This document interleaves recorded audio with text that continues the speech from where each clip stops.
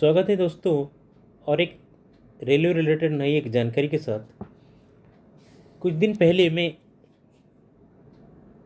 DC track circuit के बारे में एक वीडियो बनाया था और आप लोगों ने इसको बहुत इंटरेस्ट दिखाया था, आप लोगों ने बहुत प्यार दिया था। तो इसलिए मैं एक ट्रैक सर्किट का और एक एडवांस को डेवलपमेंट को मैं यहाँ आज के वीडियो में डिस्कस करूँगा।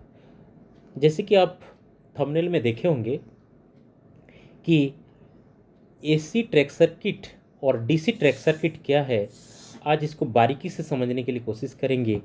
एसी ट्रैक सर्किट कहाँ इस्तेमाल होता है, डीसी ट्रैक सर्किट कहाँ इस्तेमाल होता है और इसका असर क्या क्या है, ये सारी चीज़ को आज इस वीडियो में समझेंगे। तो बन रही है वीडियो के एंड तक और वीडियो को आप लाइक कीजिएगा और आपके मन में जो भी है थोड़ा कमेंट कीजिएगा ज़रूर। कमेंट करेंगे तो और अच्छा लगेगा।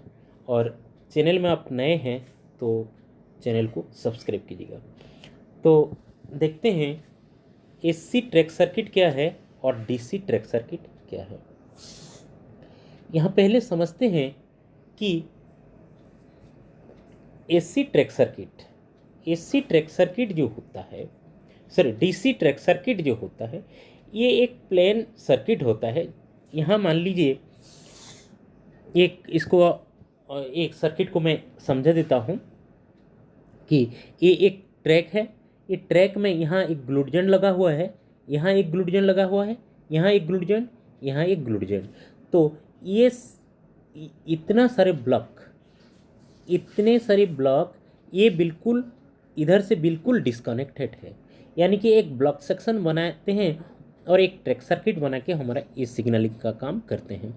तो ये कैसा हुआ है, यहाँ एक ग्लूड लगा हुआ है, यहाँ एक ग्लूड लगा हुआ है और इधर से जो ट्रैफिक का मूवमेंट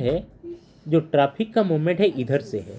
तो अगर ये ट्रैफिक का मूवमेंट इधर से होता है तो क्या करते हैं, यहाँ एक बैटरी लगाते हैं, यहाँ एक बैटरी लगाते हैं और ये बैटरी से एक पॉजिटिव सप्लाई एक रेल में देते हैं, पॉजिटिव सप्लाई एक रेल में देते हैं और एक नेगेटिव सप्लाई यहाँ देते हैं।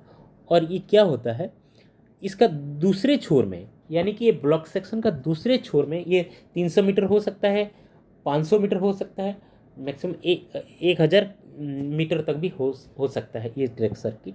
तो इस पर ये ब्लॉक सेक्शन का इस छोर पर हम रिले को लगा के रखते हैं। तो ये क्या होता है, ये पॉजिटिव करंट इधर से गया, ये नेगेटिव करंट इधर से गया और ये पॉजिटिव करंट जब इधर जाएगा तो ये रिले के अंदर एक कॉइल होता है और ये कॉइल जब इलेक्ट्रिसिटी सप्लाई होगा तो रिले एनर्जेटिक हो जाएगा। एनर्जेटिक हो जाने से ये रिले का अंदर एक पॉइंटर लगा होता है, ऐसा एक पॉइंटर लगा होता है। तो ये कॉइल जब मैग्नेट बन जाएगा तो ये पॉइंटर को ऊपर खींच लेगा। ऊपर खींच लेने से यहाँ एक ग्रीन लाइट में इसका ट्रैक सर्किट कंप्लीट हो जाएगा और ये ग्रीन लाइट जलने लगेगा। तो ये प्लेन सर्किट हुआ। अगर मान लीजिए इधर से एक ट्रेन आ गया, इधर से अगर ये ट्रेन आ गया तो ट्रेन आने से क्या होगा, ये व्हील जो है, ये व्हील क्या होगा, ये व्हील में जो एक्सेल दोनों रेल को कनेक्ट कर देगा। दोनों रेल को कनेक्ट कर देने से इधर से जो पॉजिटिव जा रहा था इधर और आगे नहीं बढ़ पाएगा और इधर होके यहाँ आके फिर यहाँ अपना सर्किट कंप्लीट हो जाएगा। तो इधर और सप्लाई नहीं गया, सप्लाई नहीं जाने से क्या होगा, ये रिले जो है ऑन एनर्जेटिक हो गया। रिले अगर ऑन एनर्जेटिक हो जाएगा तो यहाँ जो पॉइंटर लगा होता है, ये पॉइंटर क्या होगा, ऊपर ये मैग्नेट तो नहीं, कॉइल मैग्नेट नहीं बन पाया तो इसको खींच नहीं पाया, तो ये नीचे गिर जाएगा। नीचे गिर जाने से नीचे वाला ट्रैक सर्किट कंप्लीट होके ये रेड लाइट जलने लगेगा और ये ट्रैक आपको ऑक्यूपाइड लगेगा। तो ये हुआ हमारा प्लेन ट्रैक सर्किट और ये इसको कहते हैं हम डीसी ट्रैक सर्किट। इसको हम कहते हैं डीसी ट्रैक सर्किट क्योंकि हम बैटरी से हम डायरेक्ट करंट इस सर्किट को सप्लाई देते हैं और ये डीसी ट्रैक सर्किट बोलते हैं। यहाँ एक सिचुएशन है, यहाँ एक सिचुएशन है कि देखे होंगे आप कि किसी एक इलेक्ट्रिफाइड सेक्शन में, यानी कि OHE से अगर ये ट्रैक है, ट्रैक के ऊपर OHE का 25 kV वोल्ट जा रहा है, ये 25 kV वोल्ट जो जा रहा है, इधर से रोलिंग स्टॉक मतलब आपका इंजन टेम्पोग्राफ के जरिए इधर से पॉजिटिव सप्लाई रिसीव कर रहा है, और रिसीव करने के बाद पॉजिटिव सप्लाई रिसीव करने के बाद ये क्या हो रहा है, इसको यूज़ कर रहा है, और ये रिटर्निंग करंट ट्रैक में पास हो रहा है। रिटर्निंग करंट ऑलवेज ट्रैक में पास हो रहा है। तो रिटर्निंग करंट ऑलवेज ट्रैक पास, यानी कि ये रिटर्निंग करंट ये नेगेटिव हुआ और ये OHE से पॉजिटिव आया, दोनों मिलकर ट्रैक सर्किट कंप्लीट हुआ और ये रोलिंग स्टार्ट हुआ, आगे बढ़ने लगा। तो यहाँ क्या होगा, ये जो रिटर्निंग करंट है इसको कहते हैं हम रिटर्निंग करंट। ये रिटर्निंग करंट अगर कॉन्टिन्यूस फ्लो नहीं होगा तो रोलिंग स्टॉक चलेगा नहीं, यानी कि इंजन चल नहीं पाएगा। लेकिन हम सिग्नलिंग के लिए हम क्या किए हैं, यहाँ हम इंसुलेशन दे दिए हैं, यानी कि ट्रैक को अलग अलग कर दिए हैं, ये रेल को अलग अलग कर दिए। ये कंटिन्यूस फ्लो नहीं है। अगर ये कंटिन्यूस फ्लो नहीं है तो ये रिटर्निंग करंट आगे कैसे बढ़ेगा, और रिटर्निंग करंट आगे नहीं बढ़ेगा तो फिर रोलिंग स्टॉक चल नहीं पाएगा। तो इसी के लिए ये इसको समाधान करने के लिए रेलवे में एक प्रतिबंध किया, मतलब एक व्यवस्था किया गया है कि जो सिग्नल का जो सर्किट, यहाँ मान लीजिए यहाँ पॉजिटिव जा रहा है या नेगेटिव जा रहा है, और फिर OHE का फिर ये रिटर्निंग करंट इसमें आ रहा है, लेकिन ये जो सिग्नल का पॉजिटिव करंट यहाँ से आगे नहीं जाना चाहिए, इधर से होके यहाँ रिले में आ जाना चाहिए। जबकि TRD का, यानी कि ट्रैक्शन का जो ये रिटर्निंग करंट, ये completely 90 kilometre 80 kilometre flow continuously होना चाहिए रोलिंग स्टॉक को चलाने के लिए। तो इसके लिए क्या प्रतिबंध किया गया है, इसको पहले समझते हैं, इसके बाद फिर AC करंट को देखेंगे। तो इसके लिए और एक अलग सा एक डायग्राम में समझने के लिए कोशिश करते हैं कि ये कैसे प्रतिबंध, मतलब ये इसका व्यवस्था कैसे किया जाता है। अब देखते हैं कि ये जो OHE का रिटर्निंग करंट का जो रिटर्निंग करंट है ये कंटिन्यूस बहता रहे, और सिग्नल का जो करंट है AC करंट, ये बिल्कुल ये सेक्शन के अंदर फ्लो हो। इसके लिए क्या प्रबंध किया गया है, इसको समझते हैं कि यहाँ पहले OHE का जो रिटर्निंग करंट होता है, ये करंट बिल्कुल फ्लो हो, इसके लिए यहाँ एक जेड बॉन्ड का एक इम्पीडेंस बॉन्ड बोलते हैं, इसको इंसुलेटर बॉन्ड बोलते हैं, या फिर इसको इम्पीडेंस बोलते हैं। ये इम्पीडेंस ऐसा एक कॉयल जैसे एक बॉन्ड हम यहाँ बांध देते हैं। बांधने से क्या होगा, यहाँ रेल डिस्कनेक्ट है, लेकिन यहाँ से यहाँ लाके हम एक इम्पीडेंस बॉन्ड बांध देते हैं। अगर ये इम्पीडेंस बॉन्ड बांध देते हैं तो ये जो फ्लो है, रिटर्निंग करंट का जो फ्लो है, आगे बढ़ता रहेगा। अगर करंट आगे बढ़ता रहेगा, अगर ये इसमें फिर हमारे ट्रैक सर्किट का करंट है, ट्रैक सर्किट का करंट भी आगे बढ़ जाएगा। अगर ऐसे बढ़ जाएगा तो फिर ये ट्रैक सर्किट काम नहीं करेगा, रिले एनर्जेटिक नहीं होगा। अगर ये आगे बढ़ जाएगा, ये यहाँ फिर ट्रैक सर्किट का पॉजिटिव करंट है और ये TRD का रिटर्निंग करंट है।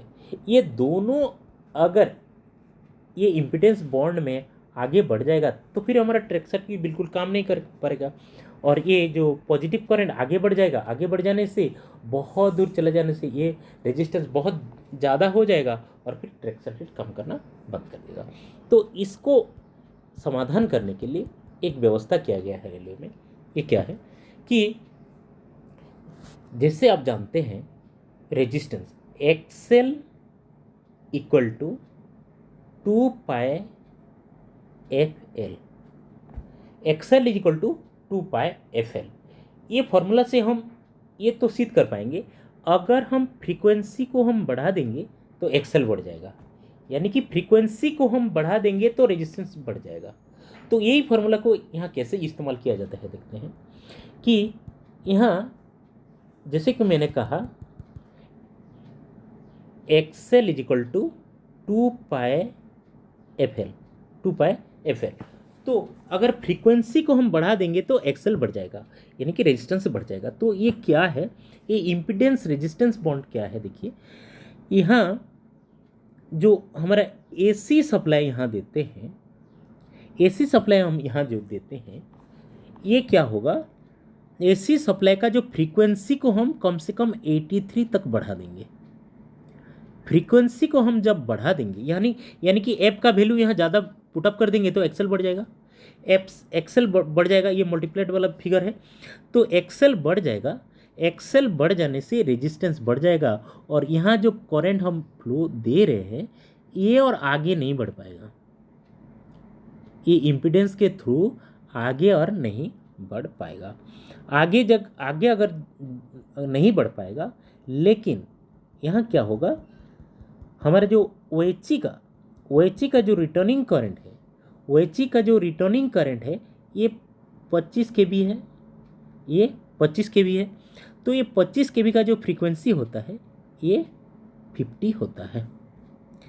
तो जो सिग्नल का जो सप्लाई देते हैं, सिग्नल वाला जो बैटरी वाला सप्लाई देते हैं, ये इसका फ्रीक्वेंसी एक्सएल हो गया 83 होने के वजह से यहाँ से और इलेक्ट्रिक पास कर नहीं पाएगा।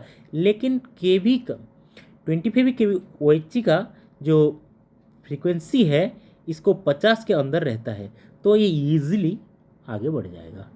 ईजिली आगे बढ़ जाने से returning current continuously 90 kilometre 100 kilometre आगे तक रिटर्निंग करंट फ्लो करता रहेगा, और हमारा जो टीआरडी का जो रोलिंग स्टॉक यानी कि हमारा इंजन जो है ये अपने आप काम करेगा, लेकिन ये इम्पीडेंस के वजह से ये करंट और आगे जा नहीं पाएगा और ये ट्रैक सर्किट कंप्लीट हो जाएगा। तो यहाँ देखिए कि पहले जैसे डीसी ट्रैक सर्किट में जैसे काम होता था, यहाँ की पॉजिटिव करंट गया, यहाँ से नेगेटिव गया, इधर से फिर यहाँ रिले एनर्जेटिक हुआ, एनर्जेटिक होने से ग्रीन जल गया। अगर यहाँ इंजन आ गया, मान लीजिए यहाँ ट्रेन आ गया, ट्रेन की एक्सेल से फिर करंट इधर शॉर्ट रूट तय करता है। आप जानते हैं करंट जो है ये शॉर्ट रूट तय करता है, तो ये करंट और आगे जा नहीं पाएगा। इधर से ट्रेन आया, इधर से ट्रेन आने के बाद ये एक्सेल की सहायता से ये करंट फिर इधर वापस आ जाएगा और इधर आगे नहीं बढ़ पाएगा। आगे नहीं बढ़ने से ये एनर्जेटिक नहीं होगा, एनर्जेटिक नहीं होने से ये जो कॉयल है मैग्नेट नहीं हो पाएगा। और यहाँ जो पॉइंटर लगा हुआ है, ये पॉइंटर क्या होगा, ये रेड वाला कनेक्शन से ट्रैक सर्किट कंप्लीट कर देगा और ये रेड जलने लगेगा। तो इसी तरीके से ये एसी ट्रैक सर्किट और डीसी ट्रैक सर्किट काम करता है। तो इससे ये बात कंफर्म हुआ कि हम जो डीसी ट्रैक सर्किट का व्यवस्था करते हैं, ये सिर्फ जो सेक्शन में इंजन डीजल में हो या फिर कोयले में चलता हो, यहाँ इलेक्ट्रीफाइड ना हो, वहाँ सिर्फ डीसी ट्रैक सर्किट का इस्तेमाल किया जाता है। अगर सेक्शन इलेक्ट्रीफाइड है यानी कि OHE एस्टेब्लिश्ड है, तो वहाँ हम एसी ट्रैक सर्किट का इस्तेमाल करते हैं, और जिसके वजह से हम ये सिग्नल का और OHE का जो रिटर्निंग करंट में इसको डिफ्रेंशिएट करके ये अलग अलग अपना अपना फंक्शन करते हैं। तो आशा करता हूँ आपको ये सारी चीज़ समझ में आ गया होगा। अगर ये टीआरडी के बारे में, टीआरडी का जो स्ट्रक्चरल डिटेल है, इसके बारे में एक मैं वीडियो बनाया हूँ, आप मेरे डिस्क्रिप्शन बॉक्स में जाके देख सकते हैं, और तो आप इसको और अच्छी तरीके से समझ पाएंगे। जो बॉन्ड होता है, बॉन्ड के बारे में और मैं एक नया वीडियो लाऊंगा, मैं सोच रहा हूँ। जो टीआरडी का बॉन्ड होता है, बॉन्ड के बारे में हम सबको, इंजीनियरिंग हो, टीआरडी हो या फिर सिग्नल हो, सारे लोगों को बॉन्ड के बारे में जानना बहुत ज़रूरी है, क्योंकि बॉन्ड एक रक्षा कवच होता है। टीआरडी में है और हम सब के लिए। तो बॉन्ड के बारे में मैं वीडियो लाऊंगा। तो आप टीआरडी के जो स्ट्रक्चरल साइट होता है, ये साइट को मैं एक वीडियो में डिस्कस किया हूँ। आप ये डिस्क्रिप्शन बॉक्स में जाके आप इसको देख सकते हैं। तो आप वीडियो आपको कैसा लगा आप ज़रूर कमेंट कीजिएगा और वीडियो को लाइक कीजिएगा। और आप चैनल में आप नए हैं तो चैनल को सब्सक्राइब करना मत भूलिएगा। नमस्कार।